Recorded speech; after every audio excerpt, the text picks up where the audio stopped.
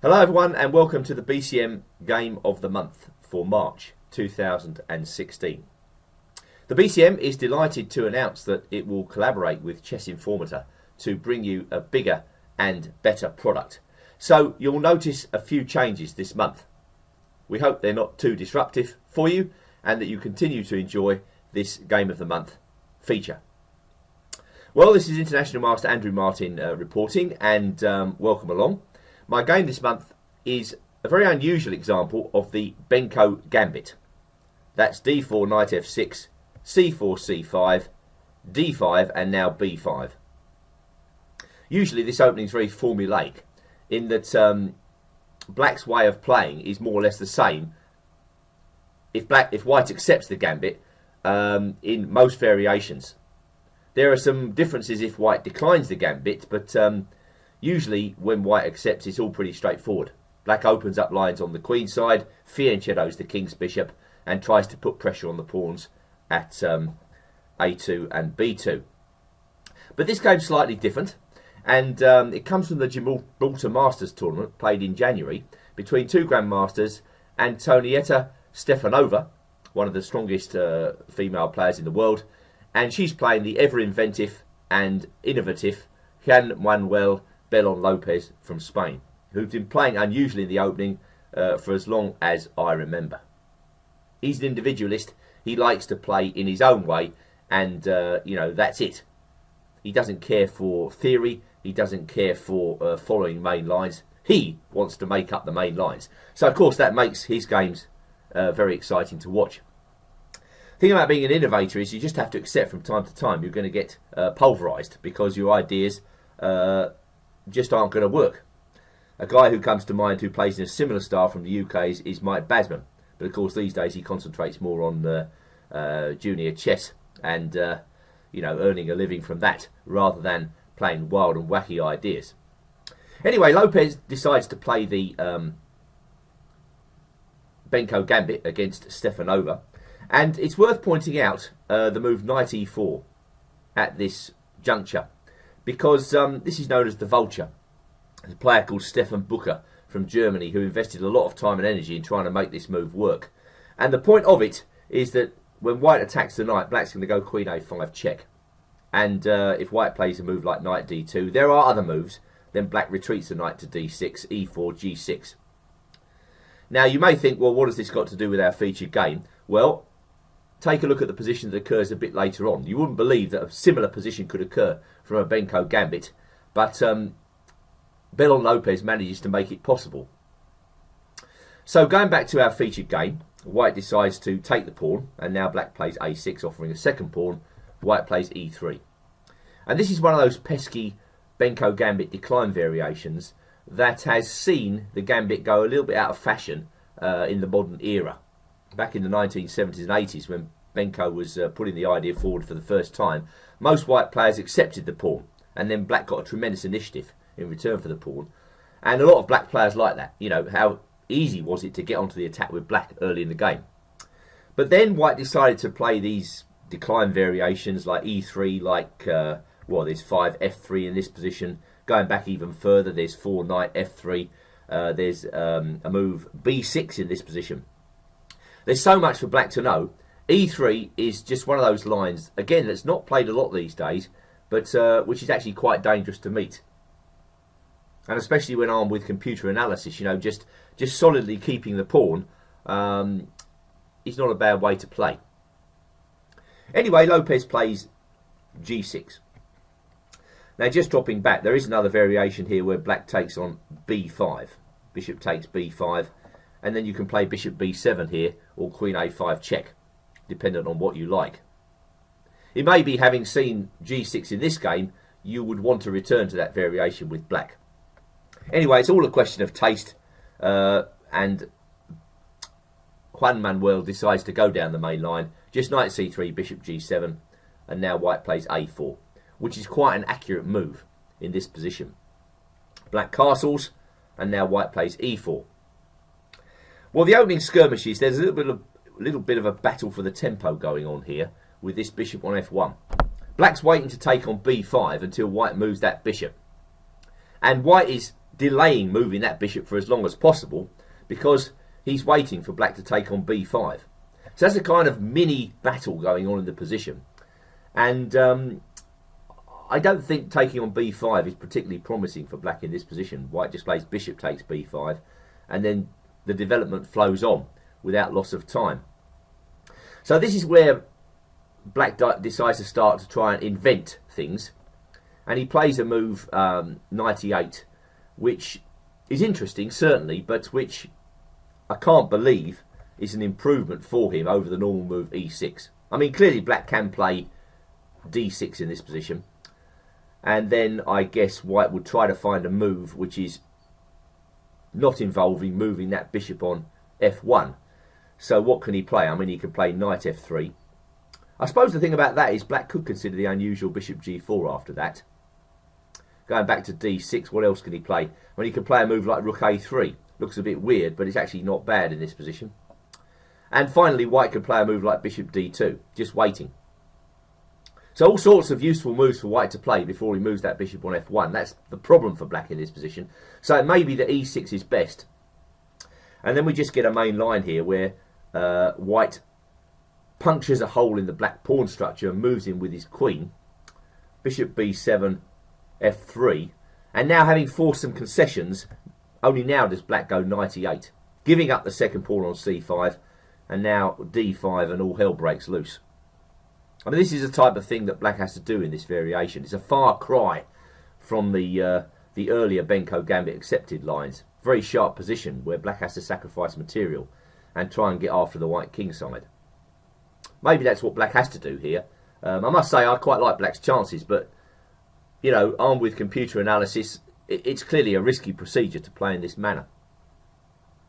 So we must assume that Stefanova had prepared something against that line, because obviously she's a very strong player. So knight e8 was played, and now white just brings the knight out to f3. Pretty good advice when the opponent's playing in an obscure and unexpected manner is just to play straightforward moves. You know, don't worry about playing fancy chess. Don't try and meet the guy on his own ground. I mean, I think that's the best thing, best advice I can offer, because these guys who play inventively, they're better at it than you are, because they've been playing like this their whole career. The best thing to do is just play solid, straightforward moves, and that is what white does. Just knight to f3. I mean, what could be more straightforward than that? Well, black takes on b5. He couldn't resist it, loses a bit of patience, takes. What else can he do? Well, I've only found one previous game in this line, and in that game black tried to wait with queen to c7. To me, that doesn't look very good. He just puts the queen on a bad square, and bishop g5 was the move to exploit it. f6, and now the clever move queen b3, threatening pawn to d6. And black is getting into a mess, as you can see. He played queen a5. I think white just drops the bishop back to d2, and there's no real compensation for a pawn here. Indeed, black's Benko Gambit structure has gone up the tubes, if you like, because it's all a bit weird now, which is of course what white would like. So black decides to take on b5 in the game, and white recaptures with the bishop, and now knight comes to d6. And now we see the similarities with the vulture structure mentioned earlier.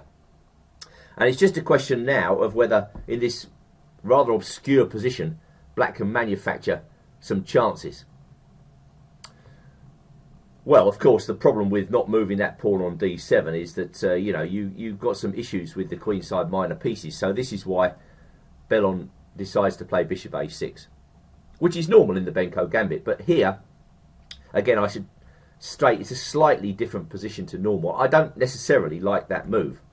I mean, I think I slightly prefer knight a6. This, to me, is the way to play the position. Yes, it does allow white to play e5. I mean, that's probably why Bellon didn't play it. And then the knight comes back to this, again, very strange square b7. But the point is that black's going to drop his knight into b4. And there should be chances to unravel with moves like knight a5, pawn up to d6. It's not so straightforward, this position, to consolidate the extra pawn for white. White's still got weaknesses on the queen side, thanks to the move a4. So, for instance, if he plays rook e1, now we go d6, he moves his bishop out to f4, knight comes into a5, black is getting some compensation. There's no doubt about it. And if white plays a useful looking move like h3, then black goes c4. And you can see the compensation. So perhaps we shouldn't just write this way of playing off for black. There are interesting moves available here.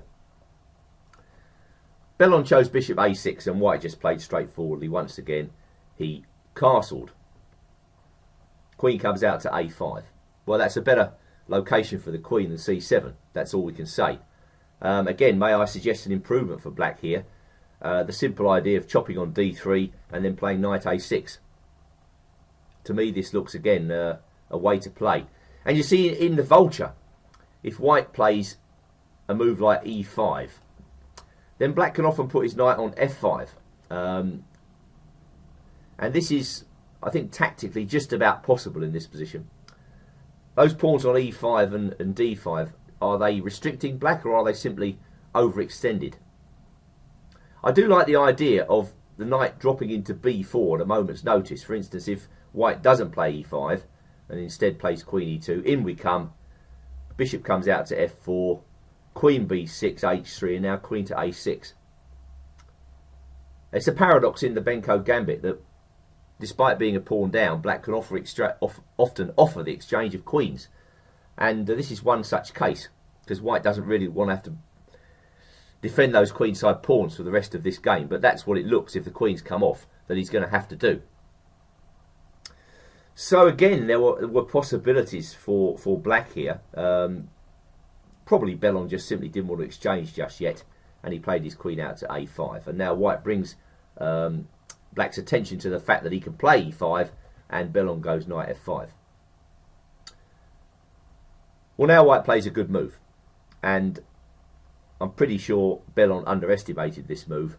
He played knight to b5. She played knight to b5 even. Sorry, that's just a figure of speech on my part. Very good. Threatens ideas such as bishop d2. Threatens ideas after that with bishop takes f5. So black's probably got to waste no time here and chop that knight off.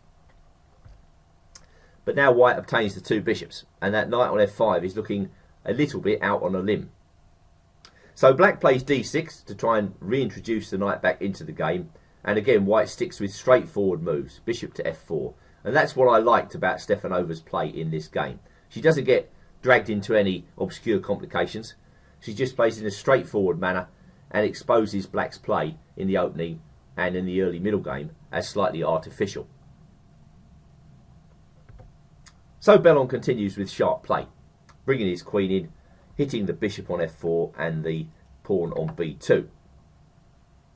White drops the bishop back to d2, and this in itself is a sharp move because it offers the pawn on b2, which Bellon doesn't take. Instead he comes to e4, attacking the pawn on e5 and d5. Well, what happens if he gobbles that pawn? Obviously that is an incredibly risky move. I mean, that encourages white to play rook b1 and then bishop c3. Personally, I wouldn't want to be black in this position. I think black's pieces are uncoordinated. His queen seems to be completely out on a limb there on a2. And one way for white to play in this position, for instance, if black tries to get the queen back into the game straight away, is to play rook b3 and shut the queen out. And I think you'll find that this position is pretty horrible for black. Note, black still has problems with his queenside pieces, getting them to decent squares. And of course, e6, all that's done once white plays rook b3 is to open up the centre to white's advantage. So perhaps that's why Bellon plays queen to e4. Bishop comes to c3, another natural move. And now black is struggling because if he's got to play knight h4, then I really don't like it, because that helps white.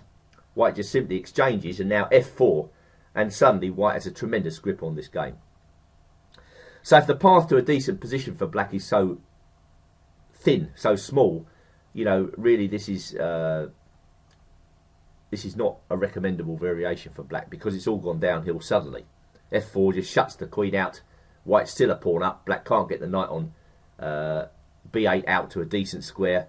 Yes, it can come to a6, but that's a long way away from where the action's going to take place. as Stefanova reminds Bellon now, bishop to e1, queen to h5, and now g4.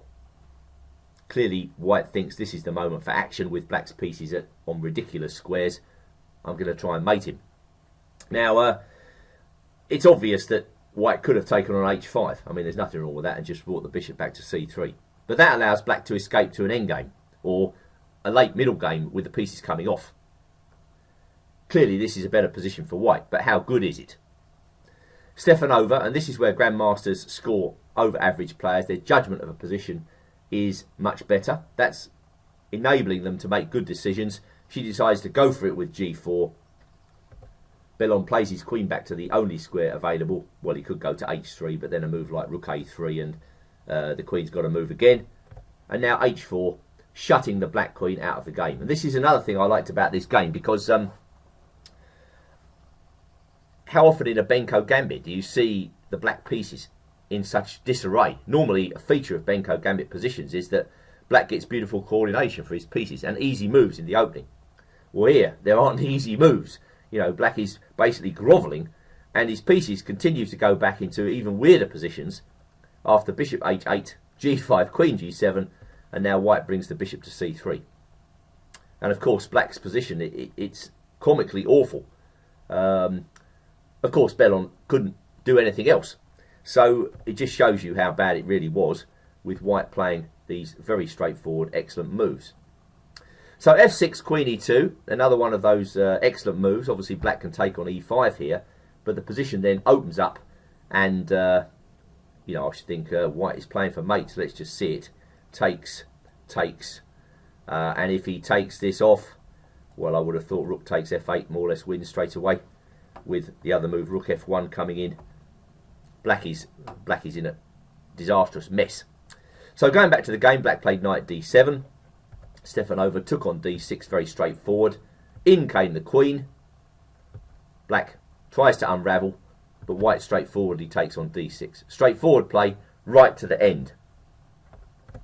Black captured on g5. White recaptured. Queen e8. And now rook takes f8. Finished the game, as black has no satisfactory recapture. And there are hanging pieces all over the place. Black's king is in a terrible mess. Bellon decided to resign. So a very unusual example of a Benko gambit there.